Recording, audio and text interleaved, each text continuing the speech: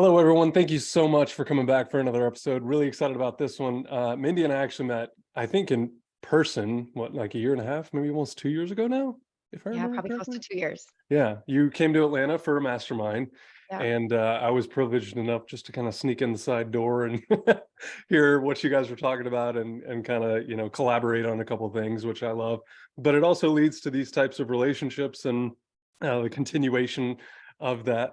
So for all of you that do not know Mindy, I'm going to let her introduce herself real quick, tell you a little more about the areas that she serves, the niches, and the people and the clients that she serves, but also just a little more about her as well. So, Mindy, thanks first and foremost for doing this and taking the time to do this. I'm hoping that you get a ton of referrals from this, of course. But for the people that don't know you, just a little bit about you, real quick. Yeah, thanks so much for having me. I'm excited to be here. My name is Mindi Kessenich. I am an agent in the Madison, Wisconsin area. So I service really all of South Central Wisconsin, all of the surrounding counties, communities that surround Madison. A little bit about me. I'm a wife and a mother to two. We recently just built our dream house, so we're kind of coming off that high a little bit. And I've been in real estate for since 2015, 2016, and I've finally got to a place where I've built a business that I love. So that's exciting, and that's been through just coaching that I've done and work that I've done. So that's a little bit about me. I love it. What now looking back on building a house, do you kind of understand your clients a little bit better? Does it give you a little more perspective as to new construction, what you would recommend, not recommend, maybe? Well, interestingly enough, I got into real estate actually through design work that I was doing. So I was actually fairly familiar with new construction from like a how to help a client Yeah. perspective. Mhm. I will say though, selling my first home as a real estate agent gave me a whole lot of perspective. Um, and I also feel like I've learned a lot of just a lot more about how somebody can prepare for Mm, building a home as far as, selections and just how to make the whole thing go a lot more smoothly. But yeah. I think the biggest aha moment for me was just how emotionally challenging it is to sell a house and go through that process. And we had to move, we sold our house and then we moved into an apartment and then we moved again once our house was done, and of course there were delays. And so I just really learned firsthand the stress of it, and have a lot more compassion, I think, I now for get it. my clients. I get it. I can appreciate that. Well, I was looking Yeah. over your website too, and I love the portfolio that you've put together there of the design stuff because to me, I'm obviously a guy. I don't have any of that. Like no creative bone in my Yeah. body. I know what I like and what I don't like and what I appreciate and what it's not really my style. But I Mhm. love your style and I love the way that you've kind of formulated all of that. But I got to believe that brings a lot of potential clients in as well. Is that the case? Yeah, it does. It's been an interesting journey because when I first started, I did both. I still did a lot of design work for people, and then I, as I kind of got really busy with real estate, and then now I run a team. I've had to kind of reserve those services for my clients. Yep. But I do think that it gives me sometimes an unfair advantage because we do provide staging services for our sellers. And so they really appreciate, looking at pictures of our last listings, the listings that we've put on the market, me and my team. I feel like they stand out because of our creative eye and our, Mhm. experience in the design world. So it helps with that, I think. And then also just, my buyers knowing that I can give them ideas and help them determine whether or not they can take down a wall, maybe, or just ideas, being able to help them paint a picture. Cause not Yeah. everybody has that eye of like, oh, when I walk into a room, I can see the potential. A lot of people see the problems. So I do think people appreciate that for sure. Especially first-time home buyers that have no idea, vision, and can that Yeah. wall be taken down, and And right now we have to kind of coach our first time home buyers that maybe they're buying a home that's not exactly as move in ready and pretty and perfect as they envisioned it would be. And so helping them, with have some hope that like so much potential in some of these houses that they're looking at that other Mhm. people don't see. We Yeah. can help them, see those opportunities. Yeah, I try to set buyer expectations too with there is no perfect house. Like even if you build it, right? There's a lot of Yes. things that you want to accomplish. But what are the things we can't change about it? The location, the school Mhm. district, whatever else is going on, right? But what can we change? And to me that Yeah. really opens up the possibilities. So I love that approach obviously. And I think that adds a Mhm. ton of value, especially to buyers and sellers as well, because you can kind of reimagine a space somewhere they've lived for 15 or 20 years. They don't see it, but any way that they've lived there, I feel like. Yeah. So I love that. Well, talk to us a little more about your business, about the market currently there. Obviously the last couple of years has been a little crazy. But 2 or 3, 4 years ago to now, what did that look like? And then kind of continuing that theme, where do you think things are going there locally for you in Madison? Yeah, great questions. Some of them I don't think I know the answer to at all. Your crystal Um, ball is a little foggy this morning. yeah. So, like I said, I started as a solo agent, and through the years, I just realized, that there's so much value in having a team, and so I worked really hard to kind of figure out what I would have wanted if I would have been able to find a team when I first started real estate, and then I tried to create that. There's Mm, no perfect team, and we're certainly still growing and adapting. But one thing that I think is an advantage to any buyers or sellers that are working with myself and my team is that we're, like I said, trying to get really creative in, I think more heads are better than one. And so just masterminding amongst each other, but then also trying to match make within our team and you know, helping our clients find inventory within what we all have going on. So that's been a really good change, I think, from being a sole agent. Now I have, like I said, I have, I know first and foremost when there's a property coming to the market that maybe I can match make for one of my buyers and vice versa. So that's been really great. It's also helpful to have a team now because I love going to real estate conventions. That's how we met. mhm. I love to travel. And so it's really great to always know that I have a team behind me and all of my agents have a team behind them. When we leave town, our clients aren't like left wondering like who's going to serve us and who's going to get us into these houses because Mhm. to me kind of into the next answer to one of your questions is right now we have to act pretty quickly when things get put on the market. Yeah. And honestly, I wouldn't say that that's necessarily changed a ton since even I got into the industry in 15 or 16. It's been a pretty hot, fast-paced market ever since I've been in real estate. Mhm. But unfortunately, the inventory and the amount of inventory that we have available has just continued to dwindle. Yeah. So, right now, typically, I'm not showing houses on Mondays or Tuesdays or even a lot of Wednesdays because a lot of times they just hit the market on Wednesday or Thursday. And then we have to get it, we have to get it in within the next several days. And then we have to get the offer, in to the listing agent for their offer presentation. So it's this very cyclical thing every single week. And we write and then we lose and then we learn and then we write again. And then eventually we hopefully can get something under contract.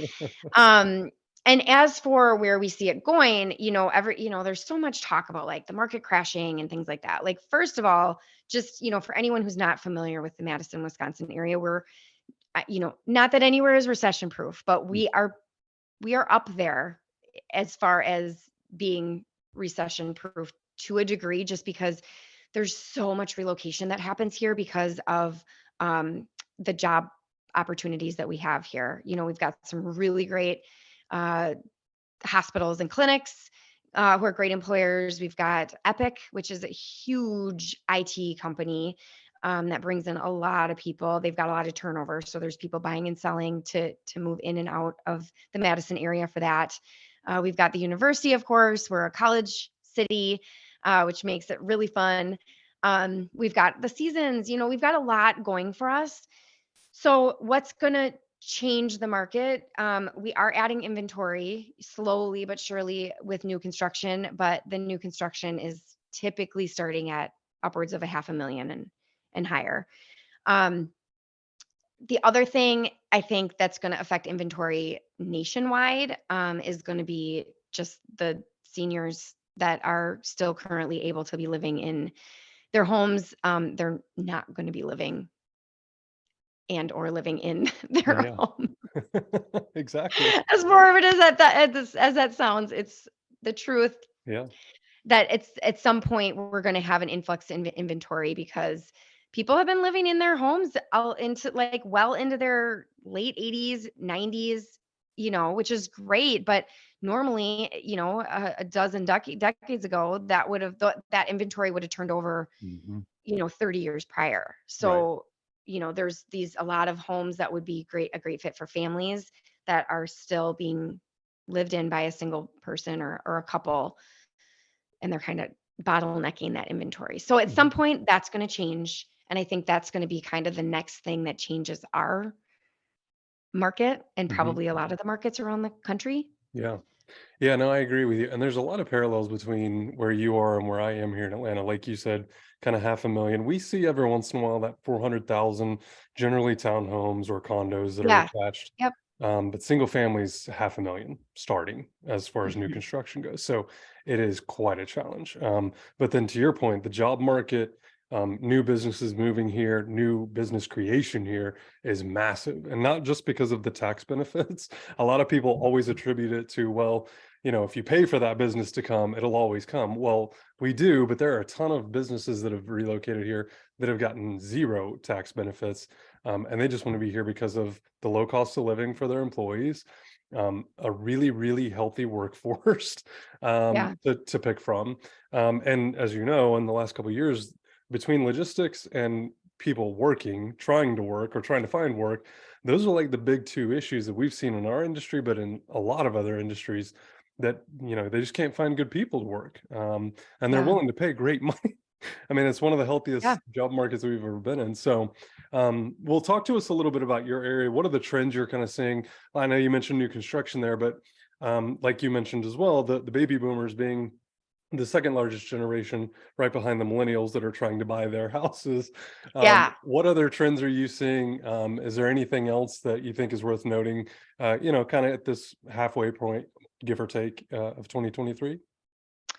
I think there's opportunities in lending. One that we are trying to kind of educate our buyers on is what's called a rehab loan. Hmm. So, we're looking at how can we take this rehab loan, which just basically looks like them being able, almost like a construction loan where they can take, if they love a house, it's a great location and it's the square footage they want, but the kitchen is awful and it desperately needs an update.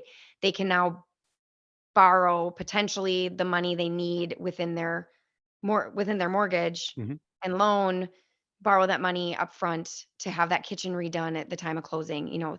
So that's kind of what the rehab loan looks like. And so trying to help buyers understand that a little bit and educate them on how they can make that work. So looking into the inventory that we do have and say, how can we make one of these houses work for one of our buyers with this loan opportunity that's out there now? Hmm. So, just honestly getting really creative Yeah. is what I am trying to do and trying to educate my agents and buyers on right now is how do we do that and what does that look like and see who this is going to be a good fit for. I think that it's hard to get buyers a little bit to understand that no longer right now anyway can you just snap your fingers, find a property and buy it. Yeah. It's gonna take some effort or risk or money. Like you have to choose what are you willing to sacrifice? Hmm. Because it's gonna be something. Yeah. So I think, just trying to get creative and educate buyers and help them get off the fence and just understand that there is an opportunity and we can help you get into a house, but it's going to take some effort or risk on your behalf as a buyer. Where do you want that to be and what do you want that to look like? Yeah. You got to pick one. 100%. Well, and 6 months ago, I'm sure you felt a little bit of this, especially with buyers. We were kind of going through the same thing here with our buyers that a lot of them were questioning the health of the market. And even a Mhm. couple of them were like, well, can't we just wait a couple more months for some foreclosures? And I'm like, foreclosures, people have more equity than they've ever had Ever before. had, Like, yeah. I mean, they're going to short sell it before they foreclose, is Right. my guess in most cases. Most of them may not have a choice. But the second thing was, to your point about getting creative, it was creating opportunities to have discussions with sellers. Because now, and I farm a neighborhood that's, 270 homes, but now I'm getting more calls from those sellers about, hey, look, we're building a house to go retire into, or we're building our second home where we're going to spend more time and we won't be here as much, or we're going to downsize here and keep that place there. Just like you said, creating those opportunities, creating conversations around what's happening in the market, both for your sellers and for your buyers, because just like you said, I feel like you sacrifice something on the Yeah. front end as a buyer. But relatively speaking, a lot of the buyers that I was working with last year in particular were all worried about interest rates. And it's like, well, the interest rate is what it is. And if you're borrowing money, you don't really have a choice. It is Yeah. what it is. Now, if you can buy points or if you can save more money for a larger down payment or however you want to restructure these numbers, the interest rates are always going to be doing this though, and you have Yeah. zero control over that. What we do have control over is your monthly payment, how much you put down, and some of them that were looking in the, second half of last year have now saved an extra 6 or 10 months worth of income or, down payment to be able to move some of those numbers around. And now they're in a much better position than they were 6 or 10 months ago. So, but I'm like you, I firmly believe people move every single day. It's just up to Yeah. us to be out in front of those sellers in particular right now, to get ahead of them before they, decide to list, and also to make sure they're maximizing their investment. Because especially as baby boomers, this could be a portion of their retirement that they've been counting on. Mhm. And I can't tell you how many conversations we've had about, well, it could be 50 or even $100,000 more than what you estimated your home was worth. And they're like, that changes everything. Yeah. It's been really nice to be able to have those conversations. But again, with every one of those comes a difficult conversation with a buyer, or a potential buyer about, what the market looks like and how you're going to kind of navigate that. But I love that you Mhm. mentioned that. So, um, anything else that you want to mention about the area? Where do you see people kind of coming from, and where are they leaving your area and going to? Do you have any indication of that? Well, I can tell you a lot of people move to Florida.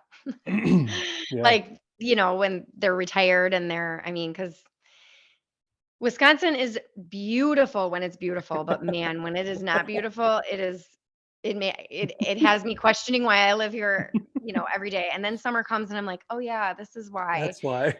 Um, but, at some point, I think people get to a point where they're like, "Okay, I want nice weather more consistently throughout the year." And so a Sure. lot of times they flee down to Florida. As for where they're coming in, people are coming in from all over. Mm. I help people relocate. I think last year I had, like Missouri, Georgia. Right now I'm working with a couple that's moving from Seattle. Wow. Um, I mean, all over the place Yeah. for a number of different reasons. Madison's it's a great place to live. I mean, there's so much to do.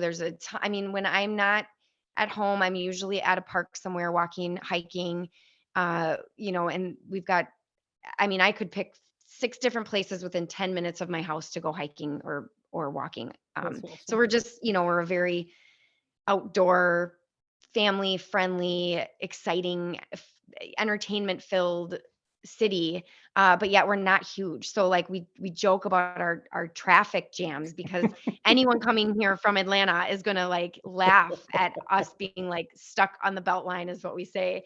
And it's like we slow down for like 5 or 10 minutes and then we're all irritated. But there's very honestly there's comparatively speaking little to no traffic. So Yeah. it's a really great place to live, which is why I'm still here despite our cold winters. So, yeah, I think, it will always be a really great place, for relocation and there's always gonna be people coming and going, and I think, like I said, the majority of them are just heading down to Florida for retirement I get it. if they're I moving get it. out. That's pretty much everyone I talk to, I feel like. It doesn't matter where they are in the country. There are people from Seattle moving to Florida and Yeah. Wisconsin and Minnesota. I mean, like you said, I think if the pandemic taught us anything, it was that this life is short. Live somewhere where you want to Yeah. live. And if that means weather, then yeah, Florida is more Yeah. often than not going to be the case. But, we are seeing a lot of people now, like from New Jersey, New York, that went down to Florida and now are kind of coming half back to Georgia, South Carolina, and North Carolina, trying to find those four seasons somewhere in there. Yeah. So it will be interesting to see how many people moved last year to Florida and then kind of come back, like I said, Georgia, North Carolina, South Carolina, when they figure out that Florida is just like that all the, all the Yeah. time. But Well, anyway, it my wasn't. My goal is to be a snowbird. Like, I wanna be here in the summer for the rest of my life, and I I get wanna it. not be here in the winter someday. I get it. So, Something I think we all we yeah, all want to accomplish. snowbirding is just the smartest way to go, in my It opinion. is. It is. Well, Mindy, I really appreciate your time today. If someone's watching this, whether they're an agent, someone on LinkedIn, YouTube, Facebook, wherever, they're just a normal person and they're like, we are getting relocated to Wisconsin. I know you have connections all throughout the state, but if Yeah. they want to get a hold of you, what's the fastest way for them to do that? Probably either texting me, and or messaging me on Instagram. I'm just Mindi Kessenich on Instagram and Facebook. So, social Awesome. media is always a quick, easy way to get in touch. Absolutely. Well, and I'll make sure to include all your info down in the link here Perfect. as well so that everyone's got that. And I really, again, appreciate this so much. Hope you have a wonderful rest of your day. Thanks, Matt. So Hey, great to be on with you. I thank appreciate you. it. Absolutely. Bye bye.